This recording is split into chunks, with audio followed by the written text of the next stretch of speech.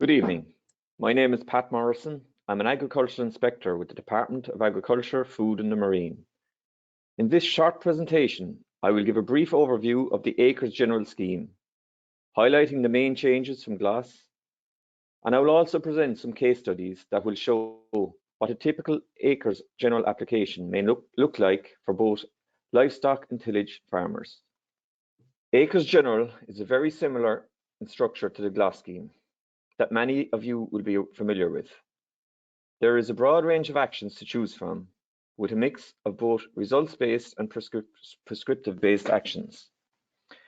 The Acres application also includes the submission of a farm sustainability plan. This farm sustainability plan must be completed by an approved Acres advisor. It involves a desk-based review of your farm, as well as an on-farm assessment to identify the environmental priorities and risks on your holding, and to check the suitability of your fields for the various actions. It is anticipated that up to 30,000 farmers will be accepted into Acres General, and another 20,000 into Acres Cooperation. The maximum payment per farm holding in Acres General is €7,311 per year. The level of payment a farmer will achieve is determined by the payment rates for the actions undertaken. Intake will be on a phased basis via tranches. If the number of applications for Acres General exceeds the capacity, as Dimna explained earlier, Tier 1 applicants will be accepted first, followed by Tier 2, and then finally Tier 3. I will give some examples of how a farmer can be considered Tier 1 and Tier 2 later in this presentation. There are 31 general actions in total for farmers to choose from. Prescriptive actions have set payment rates and a list of defined requirements that a farmer must comply with in order to be eligible for payment. Results-based actions are based on habitat scorecards. Scores range from 1 to 10, and the payment a farmer receives will depend on the environmental score achieved. Actions are either paid per hectare, per linear metre, or per unit delivered. Details on all of the actions are included in the draft acre specification that is available to view on our website, gov.ie/acres. Every farm is unique, so please consult with your advisor and choose the most appropriate combination of actions that best suit your land type and farming system, while also helping to address the key objectives of the scheme: climate, water quality, and biodiversity. The key principle of this scheme is putting the right action in the right place. For example, locating a small riparian buffer zone at the appropriate location near a watercourse, where there is a high risk of sedimentation and nutrient loss, could have a hugely positive effect on improving water quality. I will now go through some case studies of what an application may look like for typical livestock and tillage farmers. In this first case study, the farmer has designated lands on their farm, so they have the potential of being a Tier 1 applicant by choosing either low input grassland or extensively grazed pasture in a Natura land parcel. Their acres application will be considered as Tier 1.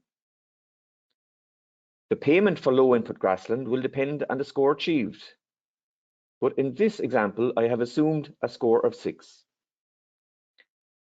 Participants with low input grassland also have the opportunity to apply for a late meadow bonus payment of €50 per hectare on meadows that are cut for hay or silage after the 1st of July, but not later than the 31st of August.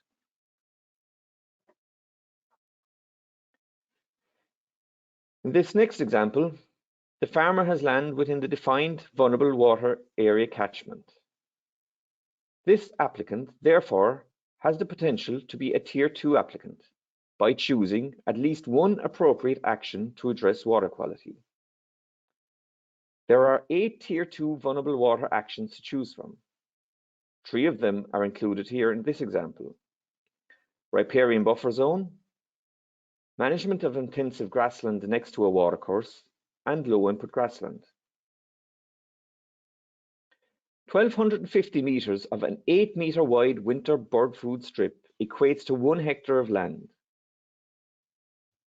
So, as you can see in this example, this results in a payment of over €1,600 per hectare.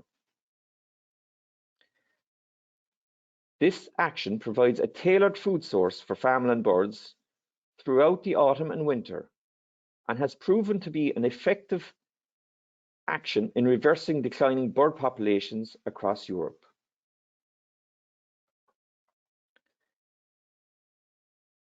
In this example, the farmer has a whole farm stocking rate exceeding 130 kgs of livestock manure nitrogen per hectare in 2021, so can be considered a Tier 2 applicant, as they have selected the Tier 2 priority action, grass margins grassland. This action creates a wildlife corridor which can help connect habitats across a landscape, and it will provide an important hunting ground for birds of prey such as barn owl and kestrel. Planting new hedgerows and rejuvenating existing hedgerows will provide an important wildlife habitat. A hedgerow that has a wide base, a mix of woody species, and has some mature trees will have the greatest benefit for biodiversity. Both hedgerows and grassland margins also have the additional benefits for water quality when strategically positioned to help reduce soil erosion and sediment runoff. There are a number of actions in Acres General that are suitable for tillage farmers. Farmers with over 30 hectares of arable crops in their 2021 BPS can qualify for Tier 2 if they select one from a list of Tier 2 priority actions. Overwinter stubble, minimum tillage, catch crops, and grass margins arable are Tier 2 priority actions that would be suitable to tillage farmers. In this example, the farmer would be considered a Tier 2 applicant due to the fact they have committed to more than 4 hectares of overwinter stubble. Unharvested cereal headlands is a linear action, and this will provide a vital food source for seed-eating farmland birds by establishing an open, structured cereal headland that is left unharvested throughout the autumn and winter. My final case study, this farmer would again be a Tier 2 applicant if they had more than 30 hectares of arable crops in 2021, because they have selected catch crops and minimum tillage. By establishing a catch crop, this farmer will help reduce nutrient leaching and soil erosion in the autumn-winter period.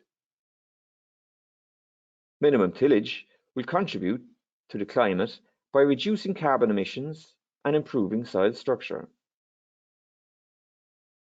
In landscapes where grey partridge is a conservation target, establishing strips of winter bird food side by side with grass margins provides the food and safe nesting habitat this species critically needs. These case studies are just examples of actions farmers may choose. As I said earlier, details on the full list of Acres General actions are available in the draft acre specifications that are on our website, gov.ie/acres. You are all welcome to visit our stand at the National Ploughing Championships. We will be present over the 3 days to help answer any questions you may have. Should you be interested in joining the Acre scheme, you should contact your farm advisor. Identify the environmental priorities and risks on your holding and choose the most appropriate actions for your farm. Thank you for listening.